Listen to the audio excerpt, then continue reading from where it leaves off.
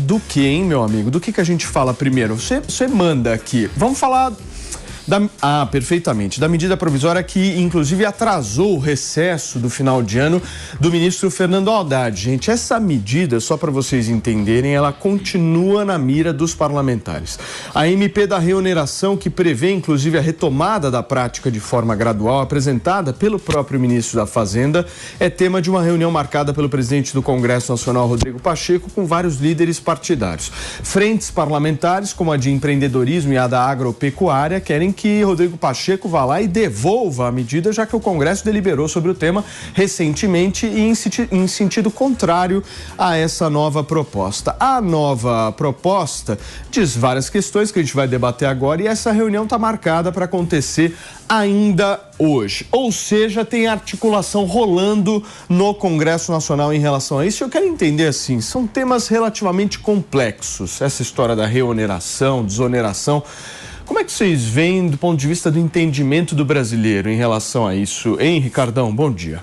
Bom dia, Paulinho. Bom dia a toda a nossa audiência. Olha, o assunto é relativamente complexo, mas nem tanto. Vamos lá. Isso começou a desoneração no governo Dilma Rousseff. Havia necessidade de aumentar a contratação de mão de obra com carteira assinada. Então foi dada uma desoneração para 17 setores da economia brasileira. Setores que empregam bastante. Isso veio acontecendo desde o governo Dilma até agora. Ano passado, o Congresso Nacional transformou isso em lei, ampliando essa desoneração para até 2027. O Congresso aprovou, o presidente Lula vetou integralmente o projeto de lei e o Congresso, entendendo ser importante para a sociedade, ele derrubou o veto. Agora o ministro Fernando Haddad, logo depois da derrubada do veto por parte do Poder Legislativo Federal, do Congresso Nacional, ele mandou uma medida provisória, tentando, na minha opinião, dar ali uma volta no Congresso Nacional e voltar a reonerar, tirar essa desoneração desses 17 setores gradativamente. O Congresso Nacional não gostou dessa medida provisória e hoje o presidente do Senado Federal, Rodrigo Pacheco, vai discutir com o colégio de líderes o que fazer, mas muito provavelmente isso não vai andar para frente no Congresso Nacional. Agora, o PP, você acha que essa medida que o governo propôs é uma boa medida?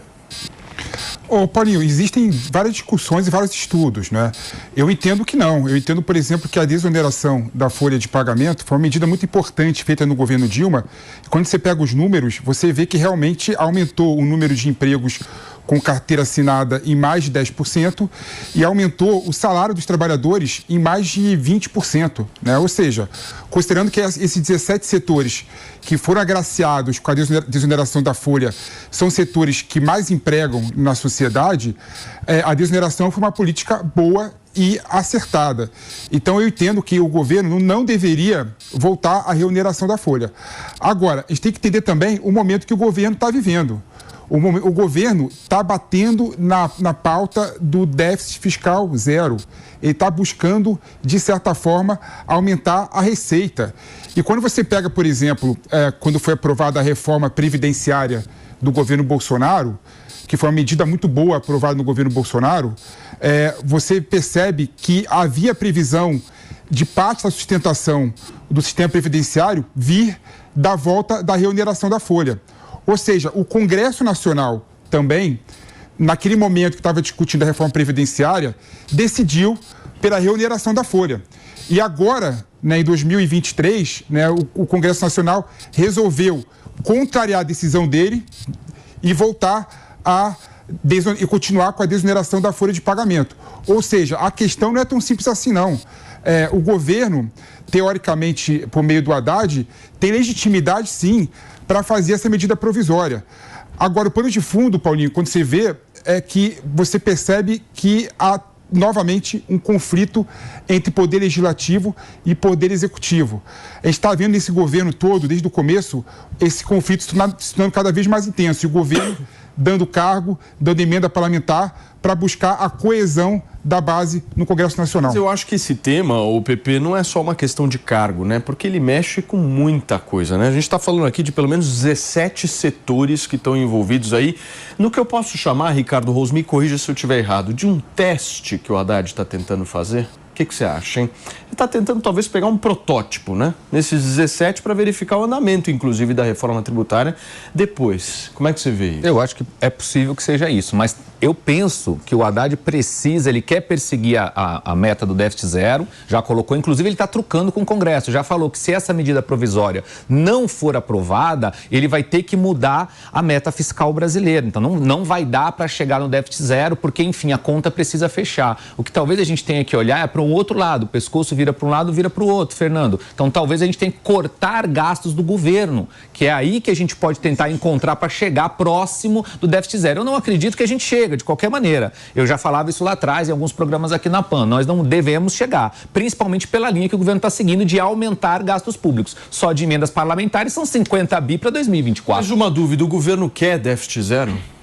Bom, na linguagem do ministro Fernando Haddad, ele vem vendendo isso desde o começo do governo. O presidente da República já falou que não. Olha que interessante o que você falou. O ministro Fernando Haddad falou isso. Agora o presidente Lula não abre a boca para falar. Exatamente. E quando falou, Paulinho, falou que não era algo assim tão relevante chegar no déficit zero. É irrelevante. A busca pelo déficit fiscal zero é completamente irrelevante. O governo tem que buscar crescimento econômico e redução da desigualdade social. Com desenvolvimento econômico, você paga o déficit fiscal no futuro, não é? O que não pode é essa busca incessante que coloca nas costas da população o aumento da arrecadação para chegar no déficit fiscal zero, gerando mais desemprego e gerando mais problema estrutural no Brasil. E isso que eu não consigo entender de um governo dito de esquerda como o governo petista, né? Governo do Lula, né? O Haddad ele tem que focar em outras questões.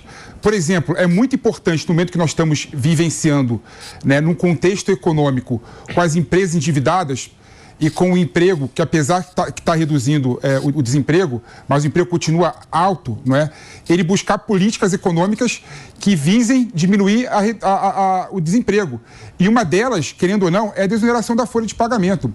Então, assim, eu até entendo, Paulinho, que a gente deveria discutir realmente uma reforma tributária, financeira profunda no governo, de modo a gente não ficar dependente desse penduricário que tem no Brasil.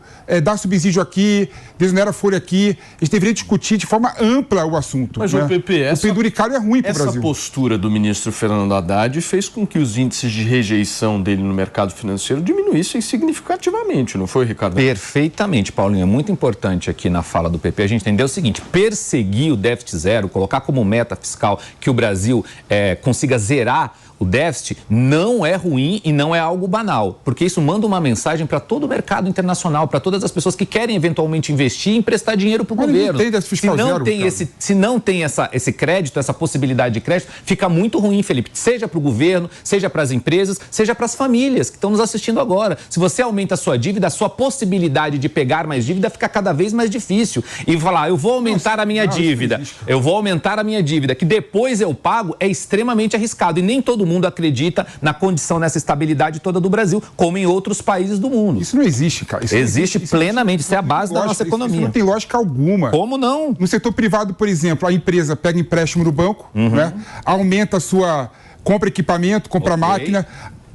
funda novas fábricas e está endividada, mas ela consegue crescer e pagar as dívidas dela. O poder público, os estados federal, os países funcionam com a mesma lógica. Os Estados Unidos, por exemplo, têm um déficit de 100 trilhões de dólares.